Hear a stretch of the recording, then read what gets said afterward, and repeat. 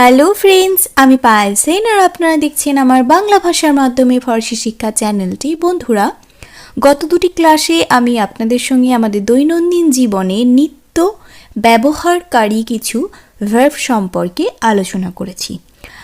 আজও আমি তেমনই কিছু ভার্ব সম্পর্কে আপনাদের সঙ্গে আলোচনা করব যেগুলি আমরা আমাদের দৈনন্দিন জীবনে বহুল পরিমাণে ব্যবহার করে থাকি।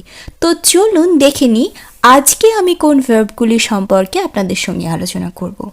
প্রথমেই যে ভার্বটি সম্পর্কে আমি আপনাদের সঙ্গে আলোচনা করব, ভার্বটি হলো prendre, যার অর্থ হলো নেওয়া, ইংরেজিতে যেটা আমরা টু টেক বলে থাকি। এই prendre ভার্বটি বর্তমান কালের ক্ষেত্রে পুরুষ এবং বচন অনুসারে আমরা কিভাবে ব্যবহার করব চলুন দেখে নিই।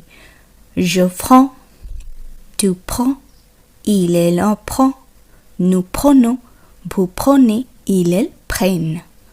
Je prends, tu prends, il elle en prend, nous prenons, vous prenez, il elle prennent. তো বন্ধুরা, এই prendre ভার্বটির অর্থ হলো নেওয়া, অর্থাৎ বর্তমান কালের ক্ষেত্রে এর অর্থ দাঁড়ালো আমি নিই বা আমি নিচ্ছি।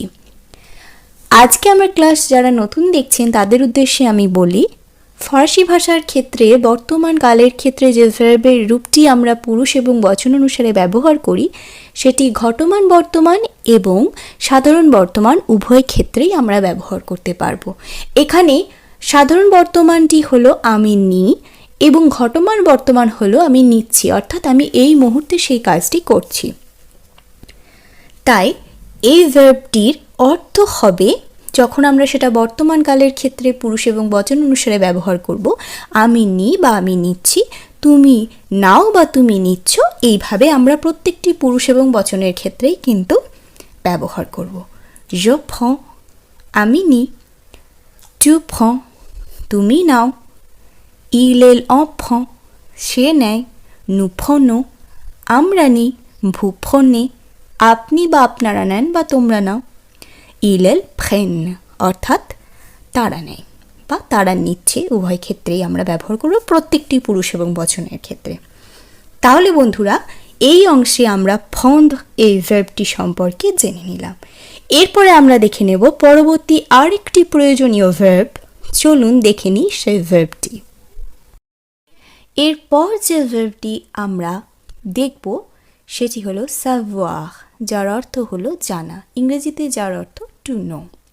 এই savoir ভার্বটি বর্তমান কালের ক্ষেত্রে পুরুষ এবং বচন অনুসারে আমরা কিভাবে ব্যবহার করব চলুন দেখে নিই। Je sais, tu sais, il elle en sait, nous savons, vous savez, il elle savent. Je sais, tu sais, il elle en sait, nous savons, vous savez, il elle savent. আমার সাথে বলুন, je sais, tu sais, il elle en sait, nous savons, vous savez, il elle savent. অর্থাৎ আমি জানি, এই জানা অর্থটি আমরা ব্যবহার করব কোনো কিছু করতে জানা এই উদ্দেশ্যে। যেমন আমরা অনেক সময়ই বলি যে আমি রান্না করতে জানি, আমি সাঁতার কাটতে জানি। এই কোনো কিছু করা অর্থে যখন আমরা জানা শব্দটি বলবো, সেই অর্থে আমরা এই savoir ভার্বটি ব্যবহার করব। এই রিলেটেড ডিটেলস একটি ভিডিও আমি পরবর্তীকালে আপনাদের সঙ্গে আলোচনা করব। এখন শুধুমাত্র এই বিষয়টি আপনারা জেনে রাখুন যে যখন আমরা কোনো কিছু জানা অর্থে ব্যবহার করব তখন এই savoir ভার্বটি আমরা ব্যবহার করব। অর্থাৎ আমি জানি, তুমি জানো, il elle en sait, সে জানে, nous savons, আমরা জানি, vous savez, আপনি বা আপনারা জানেন বা তোমরা জানো, il elle savent, অর্থাৎ তারা জানে। এই ক্ষেত্রেও ঘটমান বর্তমান এবং সাধারণ বর্তমান উভয় ক্ষেত্রেই কিন্তু এই ভার্বটির রূপ আমরা ব্যবহার করব প্রত্যেকটি পুরুষ এবং বচনের ক্ষেত্রে। এরপরে আমরা কোন ভার্বটি দেখব চলুন দেখে নিই সে ভার্বটি আমাদের কাছে কতটা গুরুত্বপূর্ণ। এরপর যে ভার্বটি আমরা দেখব সেটি হলো venir, যার অর্থ হলো আসা বা টু কাম, ইংরেজিতে আমরা যেটা বলি। তো চলুন দেখে নিই এই venir এই ভার্বটি বর্তমান কালের ক্ষেত্রে পুরুষ এবং বচন অনুসারে আমরা কিভাবে উচ্চারণ করব তার বানান কি চলুন দেখে নেওয়া যাক je viens tu viens il elle vient nous venons vous venez ils viennent je viens tu viens il elle vient nous venons vous venez ils viennent অর্থাৎ আমি আসি বা আমি আসছি ঘটমান বর্তমান এবং সাধারণ বর্তমান উভয় ক্ষেত্রেই আমরা ব্যবহার করব আমি আগেই বললাম tu viens তুমি আসো il vient সে আসে বা আমরা আসি বা কোনো একজন আসে nous venons আমরা আসি vous venez আপনি বা আপনারা আসেন বা তোমরা আসো ils viennent তারা আসে এবং ঘটমান বর্তমান কালের ক্ষেত্রেও আমরা ঠিক এই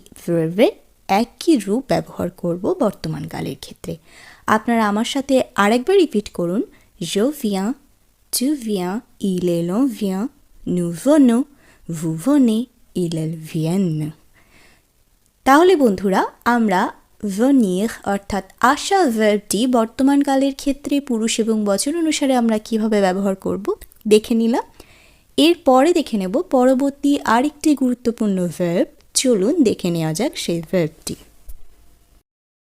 এরপর যে ভার্বটি আমরা দেখব সেটি হলো voir যার অর্থ হলো দেখা ইংরেজিতে যেটি আমরা টু সি বলে থাকি তো চলুন দেখে নিই এই voir ভার্বটি আমরা বর্তমান কালের ক্ষেত্রে পুরুষ এবং বচন অনুসারে কিভাবে ব্যবহার করব je vois tu vois il elle voir nous voyons vous voyez il elle voit je vois tu vois il elle voit nous voyons vous voyez il elle voit অর্থাৎ আমি দেখি বা আমি দেখছি সাধারণ বর্তমান এবং ঘটমান বর্তমান উভয় ক্ষেত্রেই আমরা ব্যবহার করব তুমি দেখো সে দেখে বা আমরা দেখি বা কোনো একজন দেখে আমরা দেখি আপনি বা আপনারা দেখেন বা তোমরা দেখো তারা দেখে je vois tu vois il elle voit nous voyons